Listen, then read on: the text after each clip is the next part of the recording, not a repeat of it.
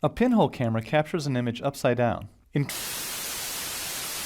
On va continuer notre exploration des matériels et surtout on va commencer à aborder un aspect qui est très important dans l'Unreal, c'est les instances de matériel. Une instance, c'est un peu comme une espèce de lien de parenté entre un objet et un autre. On peut faire des instances d'objets, on peut faire des instances d'à peu près tout, et bien évidemment on peut faire des instances de matériel. Concrètement, ça sert à l'optimisation, c'est-à-dire que des matériels enfants, donc des matériels instanciés, seront beaucoup moins lourds pour le logiciel qu'un matériel qu'on appellera maître. En gros, pour essayer d'expliquer un petit peu plus en profondeur, l'Unreal aura beaucoup moins de calculs à faire quand il devra appeler des enfants, donc des instances, plutôt que des matériels maîtres. Donc c'est très important de bien utiliser les instances. Si je rouvre mon matériel, on voit qu'on a donc notre texture de grass moss, notre constante un vecteur et notre texture normale. Donc on a un matériel extrêmement basique. Je vais mettre mon onglet à côté, je vais revenir dans l'interface et pour créer une instance, comment ça fonctionne?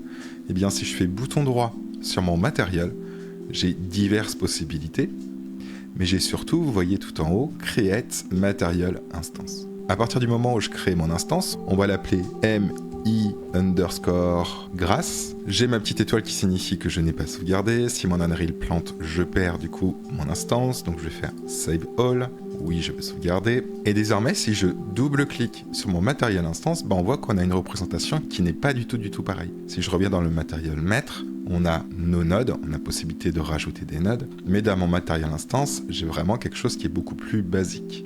Finalement, qu'est-ce que j'ai ? On retrouve ici notre preview. J'ai également sur la gauche la possibilité de choisir l'affichage de mon matériel dans la vue, également dans son rendu. Alors ça n'a pas trop d'intérêt, pourquoi pas pour certains matériels passer un lit, mais le lit est fortement conseillé. Wireframe ça n'a pas de sens puisque là c'est pour analyser comment notre matériel instance s'affiche. Et show, j'ai la possibilité, comme finalement notre matériel, d'afficher une grille ou pas, d'afficher mon background ou pas, c'est relativement la même chose que ce que j'ai ici. Également lit, perspective, on retrouve à peu près les mêmes fonctions, d'ailleurs même tout à fait les mêmes fonctions. En haut à gauche, je vais également avoir des inscriptions qui sont assez importantes. On voit qu'ici j'ai 237 instructions sur mon base path shader. Si je vais ici, on retrouve finalement ces informations qui se trouvent ici dans notre matériel.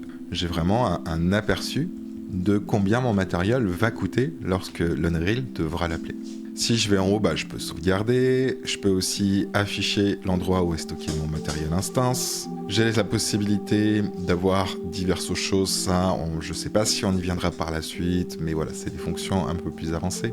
Plateforme stat, je peux voir par exemple encore des statistiques sur mon matériel. Vous voyez, c'est des choses qui sont un petit peu techniques. Et sur la droite, j'ai deux onglets, Layer Parameters. Layer Parameters, ça, on ne va pas le voir actuellement. Par contre, dans Détail, encore une fois, la fenêtre Détail qui se retrouve ici dans mon matériel maître, mais également dans mon Unreal interface, j'ai également une fenêtre détail. Encore une fois, la fenêtre détail, c'est finalement la fenêtre de paramètres du type d'asset dans lequel je me trouve ou que j'aurais sélectionné directement ici.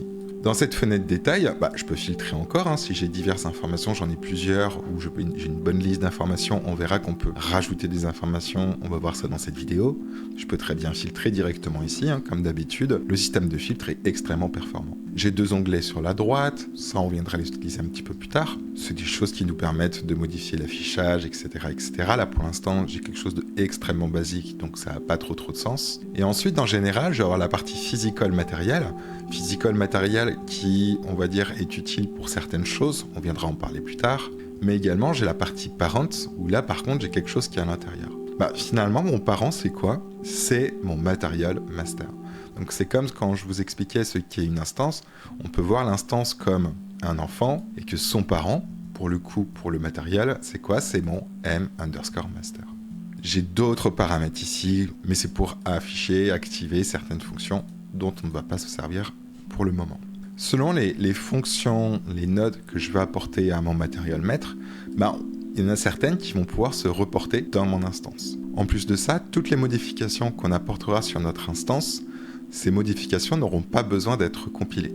Sur mon matériel, si par exemple je viens mettre 0 pour avoir quelque chose de extrêmement réfléchissant et qui accroche énormément à la lumière, à chaque fois il va falloir que je compile. Vous voyez que ça me prend un petit temps. Ça me prend un petit temps alors que pourtant j'ai vraiment rien dans mon matériel. On verra qu'on va faire des matériels beaucoup plus costauds que ça.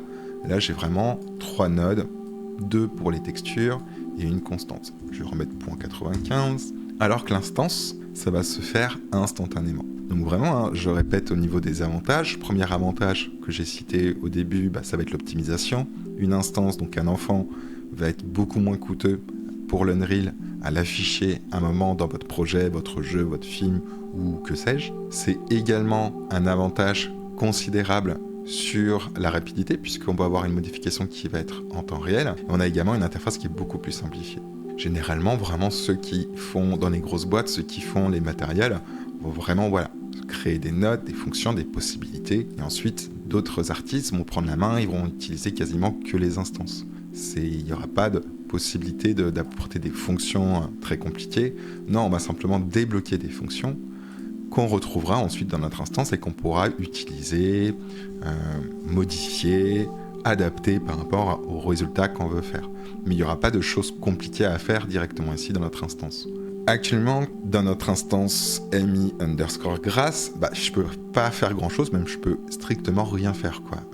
Je pourrais à la limite, pourquoi pas, changer de matériel maître, on va pas le faire ici. Mais par contre, il va falloir que je débloque des fonctions dans mon matériel maître qui vont se retrouver donc dans mon instance.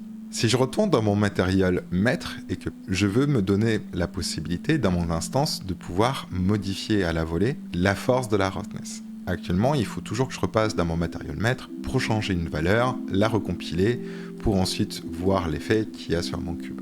Pour débloquer la possibilité de changer cette valeur dans mon instance, ce qu'il va falloir faire, c'est sélectionner mon node constante un vecteur, puisque je n'ai qu'une valeur, et si je fais bouton droit, on voit que tout en haut, j'ai Convert to Parameter, convertir en paramètre. Si je clique sur Convert to Parameter, on voit que mon node a un petit peu changé. Vous voyez, CTRL Z, j'ai ça. Si je convertis en paramètre, finalement, la seule chose qui a changé, c'est qu'ici, je vais devoir lui donner un nom. Je vais l'appeler Rough Strength. Puisque ici, je vais jouer sur la force de ma roughness. Petite parenthèse, c'est extrêmement important de bien nommer vos éléments. Toute chose qui demande un nom, de le nommer correctement. C'est extrêmement important. On verra que l'Unreal utilise justement énormément les nomenclatures pour pouvoir faire diverses choses. Là, pour le coup, j'ai converti ma constante un vecteur, puisque je n'ai qu'une valeur, en paramètre. J'ai donné le nom à cette constante paramètre. Et on voit que d'ailleurs, sur la partie gauche, dans le menu détail de mon node, quand je le sélectionne, on voit qu'ici, j'ai bien le nom que j'ai donné. Je pourrais très bien aussi renommer, par exemple, si je marque H, ça m'a renommé ici, et ça, du coup, l'appliquer sur mon node ici. On a toujours des faux values, on verra exactement ce qu'est le slide min, slide max, on verra également les histoires de groupe. Pour l'instant, on n'y est pas encore. Là, on fait une introduction au matériel instance et aux paramètres. Si je vais dans mon matériel instance, j'ai toujours rien qui s'est ajouté. Pour ça, comme d'habitude, il faut que je prenne mon matériel, que je sauvegarde. Ça me compile, vous voyez, c'est déjà un petit peu plus long, il y a une opération à faire, il convertit une constante en un paramètre. Et si je retourne dans mon instance, comme par magie, je me retrouve avec un global scalar parameter value, avec la possibilité de changer ma force de roughness. Actuellement, je ne peux pas le faire parce que c'est grisé. J'ai apporté la possibilité d'avoir cette fonction, ce paramètre en plus, mais je ne peux pas le changer. Avant qu'on puisse le changer, ce que je vais faire, c'est que je vais prendre ma petite fenêtre, mon onglet, je vais le rendre indépendant. Je vais, agrandir cette fenêtre ici, rendre ma preview un peu plus petite. Et ce qu'il va falloir faire, bien évidemment, si je veux voir le résultat, en tout cas les changements que je vais effectuer ici, il faut bien évidemment que mon cube, qui est ici, n'est pas le matériel maître qui lui est attribué, mais son instance, donc l'enfant de mon matériel maître. Puisque tous les changements que je ferai ne vont pas se répercuter au matériel maître, mais ils seront bien propres à mon instance. Ce que je vais faire, un drag and drop. À l'heure actuelle, j'ai toujours rien qui ait changé, c'est normal, j'ai pas effectué de changement ici. Mais si je regarde dans mon cube, on voit que dans la fenêtre détail, j'ai bien le matériel instance grass qui est attribué. Donc c'est plus mon m_master, mais c'est bien mon mi_grass. Petite étoile, je sauvegarde. Oui, je veux sélectionner ces deux éléments. Je sauvegarde. Ok. Désormais, si je veux changer la force de ma roughness, je vais activer cette possibilité. Et si je descends par exemple cette valeur, vous voyez que du coup, ce qui se passe, c'est que j'ai ma grâce qui a un accrochage de la lumière. Si je mets 1, je n'ai plus du tout d'accrochage de la lumière. Si je remets 0, là on voit le changement qui se fait. Ça se fait vraiment en temps réel. Donc c'est ça qui est vraiment très intéressant. Dès que j'ai effectué un changement, j'ai changé la valeur ici, j'ai une flèche qui me dit resetter les propriétés par défaut de cette valeur. Je me suis mis à 0 en rough strength, donc vraiment j'ai un accrochage de la lumière qui est très important. Et j'ai ma petite flèche qui permet de revenir aux valeurs par défaut. Si je clique sur cette flèche, je reviens à un 0.95. Pourquoi 0.95 ? Si je reviens, alors je vais le remettre ici, cette instance, je vais la mettre à côté, je clique sur mon master. Simplement, en fait, c'est quoi ? C'est cette valeur que j'ai inscrite ici, 0.95. Si je retourne dans le menu détail de mon node Rough Strength, on voit qu'ici, j'ai une défaut value. Suivant la valeur par défaut que vous allez mettre, l'Unreal va considérer que c'est votre valeur par défaut, exactement comme c'est marqué. En fait, suivant la valeur que vous mettrez ici, si je compile mon matériel mettre avec 0.5, que j'indique à Unreal que 0.5 est ma valeur par défaut, si je fais sauvegarder et que je retourne dans mon instance, je me retrouve avec la petite flèche. Je reclique sur la petite flèche, je reviens à 0.5. Donc c'est important de mettre une valeur par défaut qui va s'adapter à plein de matériel instances. Le but, c'est de trouver finalement un entre-deux qui pourra s'adapter à diverses instances. Je vais revenir à 0.95. Donc si je compile en sauvegardant, je retourne dans mon matériel instance, je me retrouve encore une fois avec la flèche. 0.95 est redevenu ma valeur par défaut. Et en dessous, j'ai slider min, slider max. Actuellement, je suis sur 0 sur les deux. Donc en fait, le fait d'avoir 0 sur les deux, je désactive la possibilité d'avoir un slider min, un slider max. Si par exemple, je décide de mettre 1 en slider max et 0 en slider min. Si je retourne dans mon instance, en tout cas plutôt je sauvegarde pour compiler, je retourne dans mon instance, vous voyez que cette fois-ci, j'ai une espèce de barre qui va se remplir pour aller jusqu'à 1. Ici je descends, je vais au minimum à 0. Ça permet finalement de donner comme indication, en tout cas lorsqu'un utilisateur utilise votre matériel instance, de comprendre que vous, quand vous avez codé votre matériel maître, vous avez estimé que 1 était vraiment la valeur maximum et 0 était la valeur minimum. Si je mets par exemple -1 en slider minimum, et que je sauvegarde, cette fois-ci, je peux descendre jusqu'à -1. Et toujours revenir à 1. Comme j'ai pu l'expliquer au niveau des matériels, quand on a commencé un petit peu à utiliser les constantes, et qu'on l'a relié à la roughness, il faut vraiment éviter, et même d'ailleurs je dirais ne pas dépasser 1, ne pas aller en dessous de 0.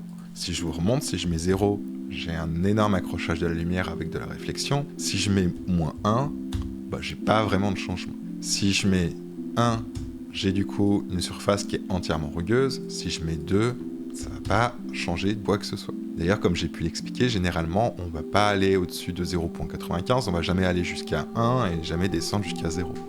Si j'estime que 0.95 sera ma valeur maximum, pourquoi pas mettre 0.95 en max, et puis je peux mettre par exemple 0.1, ou même d'ailleurs on va mettre 0.99 pour le max, 0.1 pour le minimum, pour avoir quelque chose d'un peu plus réaliste. Si je sauvegarde, que je retrouve dans mon instance, cette fois-ci, 0,1 et 0,99 sont mes valeurs minimum et maximum quand je le slide, c'est-à-dire quand je laisse le bouton gauche de ma souris, je peux comme ça passer d'une valeur à une autre, minimum et maximum. Une chose qu'il faut savoir dans l'Unreal, c'est que c'est pas parce que le slide ne permet pas d'aller au-dessus de 0.99 ou en dessous de 0,1 que je ne peux pas y aller. Si je clique sur ma valeur et que je mets 10, en fait vous voyez que j'ai largement dépassé ma valeur maximum de slide qui était de 0.99. Il y a énormément d'endroits comme ça dans l'Unreal, vous pouvez utiliser le slide et vous avez l'impression que vous allez être vraiment bloqué. Mais comme je disais, vous cliquez, vous mettez le chiffre que vous voulez et Unreal l'acceptera sans souci. Je vais retourner dans mon matériel master. Si on continue à regarder en dessous le slider min et slider max, on voit qu'on a des groupes. Ça, on verra un petit peu comment ça fonctionne par la suite. Pour l'instant, on va continuer un petit peu à apporter des possibilités dans mon matériel instance. Pour l'instant, on n'a qu'une force de roughness. Si je reviens dans mon matériel maître, je vais sélectionner ma texture, en tout cas mon node texture sample qui contient ma texture. Et par exemple, je veux pouvoir avoir la possibilité d'avoir plein d'instances qui vont être relié à mon matériel maître, mais mon but, c'est pas d'avoir un projet où il y a que de la grâce. Dans l'Unreal, dans mon Material Master, je peux, si je fais bouton droit sur mon texture sample, convertir un texture sample en parameter. Ce node parameter texture sample, je l'appelais pour le premier albedo qui signifie base color. En gros, une texture de couleur, on peut l'appeler base color, albedo, les diffuse, c'est des noms qui veulent dire la même chose. Moi, pour le coup, j'ai l'habitude d'appeler ça albedo, donc on va l'appeler albedo. Et ma normale, je vais faire pareil, un bouton droit, convert to parameter, et je vais l'appeler normal. Si je vais dans mon instance, actuellement, j'ai toujours ma of strength, c'est normal, il faut que je retourne dans mon master, je sauvegarde, ça compile, ça sauvegarde. Et si je retourne dans mon matériel instance, je me retrouve avec mes deux textures directement ici. Si j'active albedo, j'active normal, ça veut dire quoi? Ça veut dire que maintenant, si je décide de mettre de la brique, je peux très bien avoir de la brique. Vous voyez qu'instantanément, hop, je vais le remettre ici, je vais le remettre ici. Instantanément, ça m'a changé la brique. Si je veux revenir avec ma texture par défaut, je clique sur revenir avec les valeurs par défaut, et vous voyez, instantanément, ça m'a mis de la grâce. Enfin, c'est revenu avec ma texture grâce. Si je veux lui mettre n'importe quoi, par exemple ça, vous voyez, c'est instantanément, ça se fait. Donc c'est vraiment en temps réel. Et encore une fois, petite flèche, je reviens à ce que j'avais par défaut, ma texture qui se trouve dans mon Material Graph. Normal, pareil, je change ma normale ici, ça changera du coup, ça affectera la normale sur mon cube, puisque c'est mon matériel instance qui est attribué à mon cube. Si on analyse également ce qu'on a ici, on voit que finalement j'ai créé ce qu'on appelle un global scalaire paramètre value. C'est une constante qui est devenue paramétrable, c'est ce qu'on appelle une scalar parameter value. Si une constante n'est pas paramétrable, c'est une constante, mais dès qu'elle devient paramétrable, c'est une scalar parameter value. Et tout ce qui sera en termes de texture, ce sera des global texture parameter value. J'ai également d'autres nodes que je peux rendre paramétrables qui pourront se retrouver dans d'autres groupes. Mais c'est pas forcément très parlant ces groupes. Moi j'aimerais bien avoir un groupe albedo, normal, prof, etc., etc. Moi j'aimerais par exemple avoir un groupe qui réunit ces trois éléments qui sont ici. Mais pour ça, si je retourne à mon Material Master, si je resélectionne ma constante et que je retourne dans Détail, on a vu des faux values, on a vu Slider Min, Slider Max, et en dessous j'ai Material Expression qui est apparu, qui n'existait pas avant. Si je fais une constante, j'ai juste ma valeur à indiquer, j'ai rien d'autre. Si j'ai une petite description, pourquoi pas. Alors que dans ma constante paramétrable, qui est devenue une scalar paramétrable value, j'ai dans Material Expression plus d'informations. J'ai deux informations en plus, groupe et sort priority. Si je sélectionne mon node texture, mon node albedo, j'ai également ce groupe, sort priority et description. Du coup, il est tout à fait possible ici de pouvoir créer des groupes. En fait, il y a plusieurs types de groupes dans l'Unreal. Le premier qu'on va voir ici, on ne va pas du coup utiliser ce qu'on a marqué ici, on va créer ce qu'on appelle des groupes de visibilité. J'ai tendance à les appeler un petit peu comme ça. Comment je peux faire? Par exemple, si je clique ou si je sélectionne ce node qui est devenu une texture paramétrable et que je fais C, j'ai ce qu'on appelle un groupe commentaire. Ce groupe commentaire, je peux l'appeler par exemple albedo. Si je sélectionne ce groupe, on voit que j'ai ses paramètres. Je peux du coup lui redonner le nom, le changer comme je veux, lui donner une couleur. Je peux lui donner aussi une taille de la typo qui a été utilisée. Je vais revenir avec la valeur par défaut. Si je veux que ma roughness fasse partie du groupe albedo, pourquoi pas, je vais un petit peu agrandir mon groupe, mon commentaire. Et si je mets ma roughness à l'intérieur, ce qui se passe, c'est que vous voyez, ça me permet comme ça, quand je clique sur mon groupe, de pouvoir comme ça bouger mes deux éléments. Si je veux que roughness n'en fasse plus partie, je le mets en dehors, et là cette fois-ci, j'ai plus qu'un seul groupe. Donc ça aide pour la visibilité, ça aide aussi pour regrouper des éléments. Mais ce groupe qui est ici, même si je sauvegarde, l'instance finalement, elle s'en fout royalement, quoi. Ça va pas du tout avoir d'impact dans mon instance. Je vais pour le moment supprimer ce groupe, puisque ça n'a pas trop de sens. Pour l'instant, on n'a pas grand-chose, on en fera un petit peu plus tard. Mais par contre, si je veux que des groupes se retrouvent dans mes instances, en tout cas dans mon instance Emigras, ce que je vais faire, c'est que je vais directement aller dans groupe, et je vais pouvoir dire dans quel groupe je veux qu'elle se trouve. Actuellement, elle est dans le groupe None. Si je clique sur None à côté, la petite flèche, ça va me permettre d'accéder à tous les groupes que j'ai fait. Actuellement, j'ai aucun groupe, donc j'ai None qui est inscrit. None, ça veut dire que vraiment, j'ai aucun groupe, donc c'est tout à fait normal que je n'ai rien qui se passe ici. Si par contre, je sélectionne None, donc je viens surligner None, et je viens l'appeler Grâce, et que je fais entrer, ça m'a créé un groupe Grâce. Si je sélectionne le node en dessous, j'ai toujours le groupe None qui est marqué, mais par contre, maintenant, si je sélectionne ici la petite flèche, on voit que j'ai mon groupe Grâce qui est possible. Ce que je vais faire, c'est que je vais faire la même chose avec l'air normal, je vais sauvegarder. Et désormais, si on tourne dans l'instance, j'ai plus du tout les groupes qu'Unreal m'avait fait par défaut, mais cette fois-ci, j'ai bien mon groupe Grâce qui réunit à la fois ma texture albedo, ma normale et ma rough strength. Grâce à quoi? Grâce au fait qu'ici, j'ai basculé ces 3 nodes dans mon groupe Grâce. On verra que c'est extrêmement pratique quand on viendra avoir beaucoup de fonctions. Là, pour l'instant, encore une fois, on n'a vraiment pas grand-chose, mais on verra que ça va être très utile ensuite. Attention, tous les nodes ne peuvent pas devenir paramétrables. C'est-à-dire que tous les nodes ne vont pas pouvoir se retrouver dans l'instance. Si je retourne dans ma fenêtre d'éditeur Unreal, ce que je pourrais faire, c'est recréer une instance de mon master. Et cette fois-ci, je vais l'appeler Wood. Je vais prendre ce cube-là, je vais le rapprocher. Comme ça, on aura les deux à proximité. On voit qu'il a une rotation. Hop, je vais lui mettre 0 en rotation. Voilà, comme ça, il est bien droit comme son petit frère. Et je vais appliquer ce deuxième instance. Pour l'instant, par défaut, bien évidemment, on a la grâce. Pourquoi? Parce que par défaut, la texture par défaut est la grâce. Je vais sélectionner Albedo, Normal et Rough Strength. Et cette fois-ci, je vais aller chercher une texture Wood.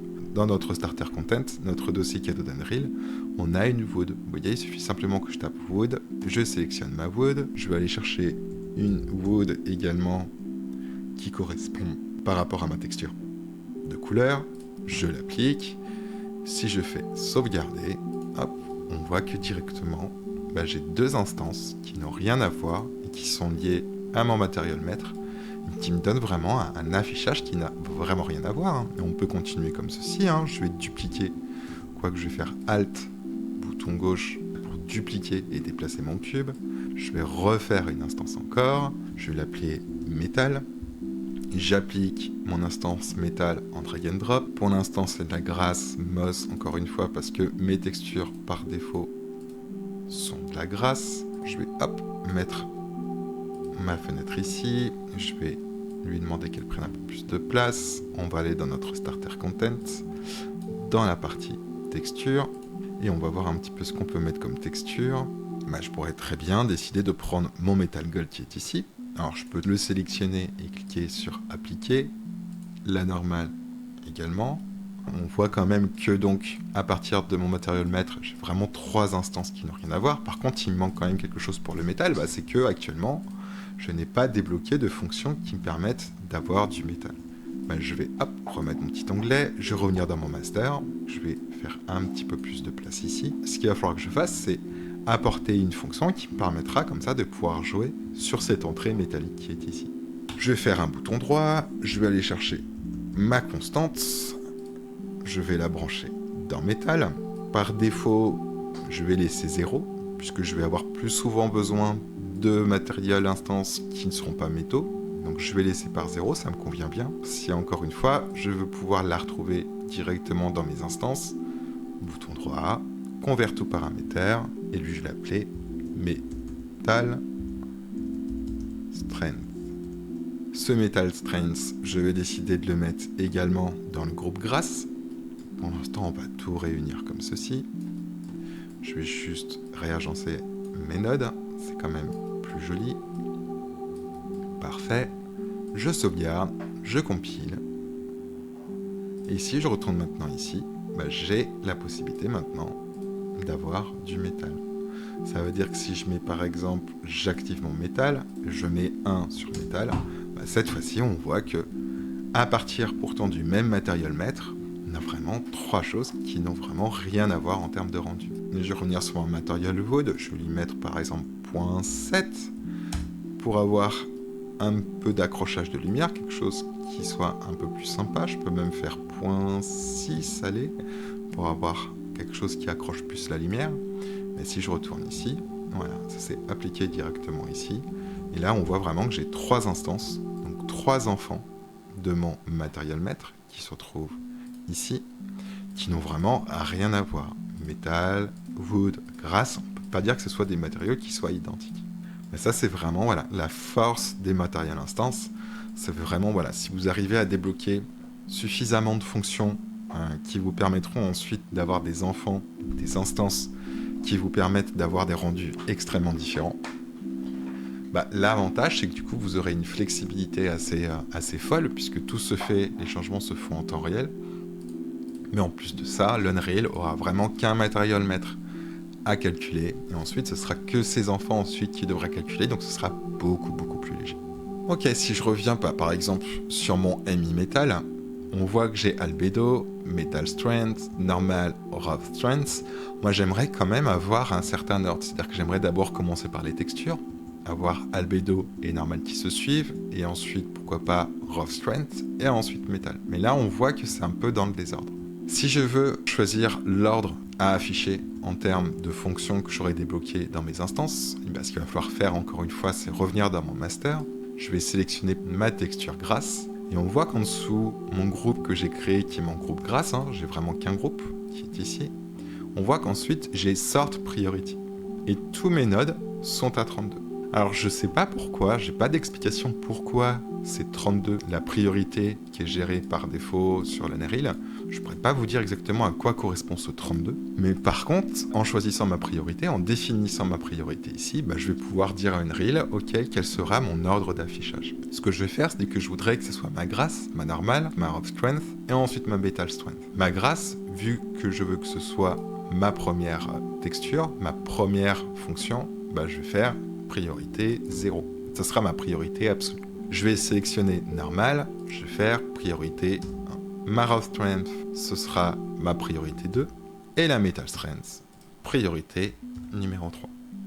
Pour l'instant, on n'a toujours rien. Toujours albedo, puis metal, puis normal, puis rough. C'est normal, encore une fois, sauvegarde, je compile, je sauve. Désormais, vous voyez que c'est rangé par rapport à l'ordre que j'ai souhaité. Albedo, normal, rough, metal. Et bien évidemment, puisque tous les instances, tous ceux qui sont ici, sont des enfants de mon matériel master. On le voit ici, vous voyez, matériel parent, c'est toujours mon M_master, qui a d'ailleurs toujours ma grass moss, puisque c'est celle que j'ai définie comme étant ma texture par défaut. Et bien, tous ces enfants, bien évidemment, ont ces changements qui ont été attribués. Donc encore un avantage, tout changement que vous ferez, toute fonction que vous apporterez à votre matériel master, ça va se répercuter sur toutes les instances. Si je voulais apporter du métal et que chaque matériel instance était des matériels master, donc indépendants, il aurait fallu que je fasse ce travail 3 fois, puisque j'ai metal, wood, grass. Donc vraiment, c'est énormément d'avantages les instances. Donc n'hésitez pas à les utiliser, privilégiez énormément les instances, ou en tout cas, donnez quand même les fonctions qui seront nécessaires de façon à pouvoir avoir un maximum d'instances qui peupleront vos projets.